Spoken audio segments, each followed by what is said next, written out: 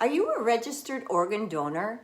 If so, a recent article in the New York Times gives potential donors a reason to put a pause on this decision.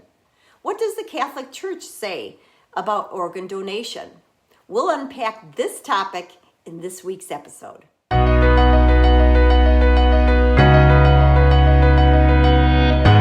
In an article in the New York Times dated July 2025, Misty Hawkins, a vibrant 42-year-old, choked while eating and fell into a coma. Her mother decided to take her off life support and donate her organs. She was removed from a ventilator and after 103 minutes was declared dead. It was then at a small hospital in Alabama, a team of transplant surgeons prepared to operate to remove her organs as quickly as possible, as the window of opportunity to use those organs was running out. The surgeon made an incision in her chest and sawed through her breastbone.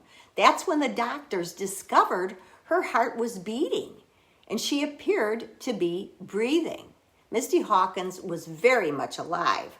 According to the New York Times article, doctors and nonprofit donation coordinators carry out tens of thousands of life-saving transplants each year. At every step, it relies on carefully calibrated protocols to protect both the donors and recipients. But in recent years, as the system is pushed to increase transplants, a growing number of patients have found themselves in premature or bungled attempts to retrieve their organs.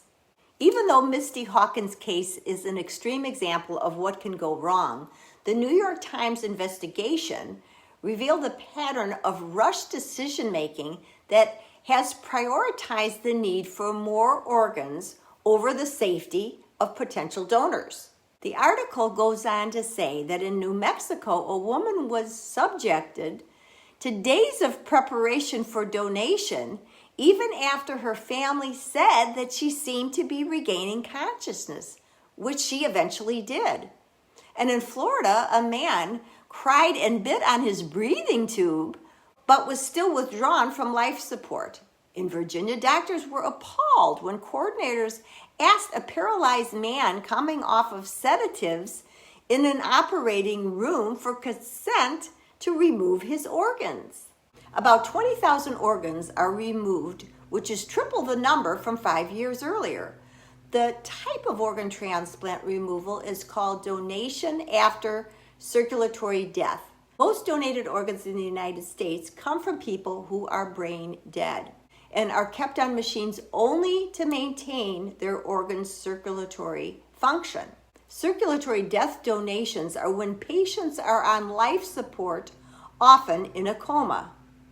These patients are alive with some brain activity, but doctors have determined that they are near death and won't recover.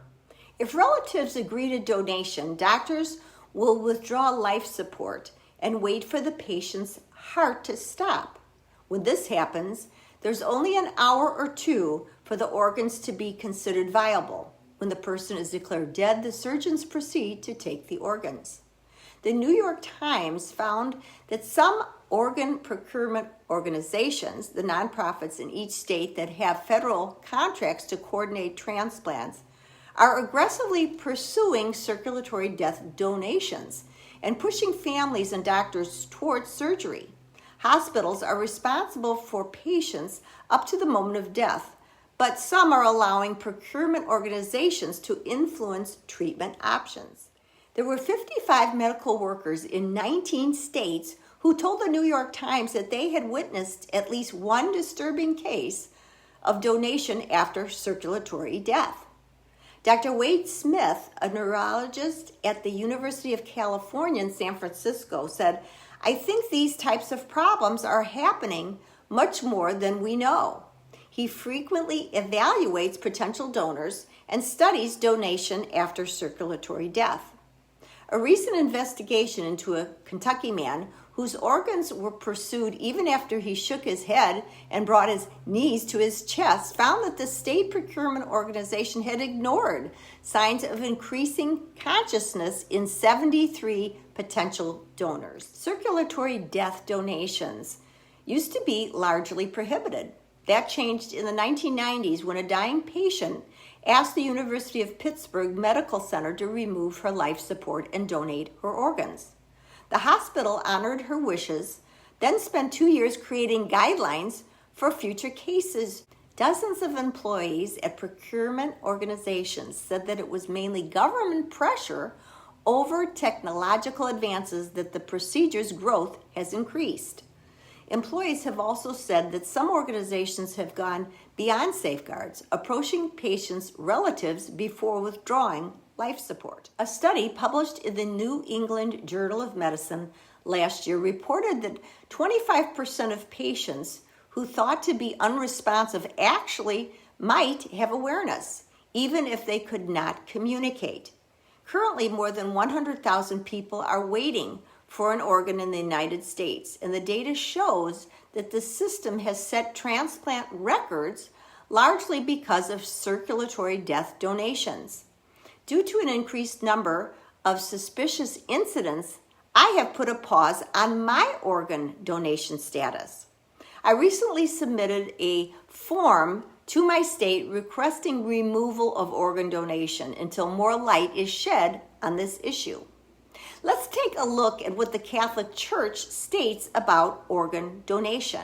The Catechism of the Catholic Church says that organ transplants are in conformity with the moral law, but only if the physical and psychological dangers and risks to the donor proportionate to the good that is sought for the recipient. Catholic teaching believes that organ donation after death is a noble and meritorious act and is to be encouraged as an expression of generous solidarity.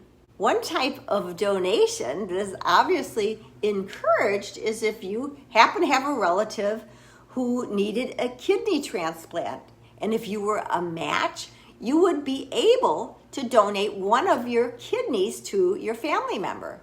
This would be a genuine act of love. According to a recent article in Catholic News Agency, a prominent debate among both physicians and moral theologians is the classification of brain death, a medical designation that indicates complete loss of brain function, including the involuntary mechanisms by which the brain sustains life. Joe Zella, Director of Education at the National Catholic Bioethics Center, told Catholic News Agency in an interview that brain death is a very, very hot issue. And new brain death guidelines issued last year by a major neurological society were criticized by more than 150 Catholic theologians and stated that patients might incorrectly be pronounced brain dead and subsequently have their organs removed while still alive. The U.S. Conference of Catholic Bishops criticized a proposed rewriting of the definition of brain death by the Uniform Law Commission last year, arguing that the revision would replace the standard of whole brain death with one of partial brain death, thus broadening the criteria for organ harvesting. The Catechism of the Catholic Church, number 2296, stipulates that it is not morally admissible to bring about disabling or mutilating or death of a human being for purposes of organ harvesting, even in order to delay the death of other persons. The Catholic Church has taught for many centuries that the body will ultimately be resurrected and be in its glorified form, mandating the respectful treatment of human remains after the soul has departed. So what's your feeling about organ donation? For now, I will continue to give blood as there's a national shortage, but I'll be putting my organ donation on hold until further clarification can provide more information on this issue. Thanks so much for joining me today. Don't forget to like and subscribe to my channel and share if you find this information helpful. God bless. I'll see you in the next video.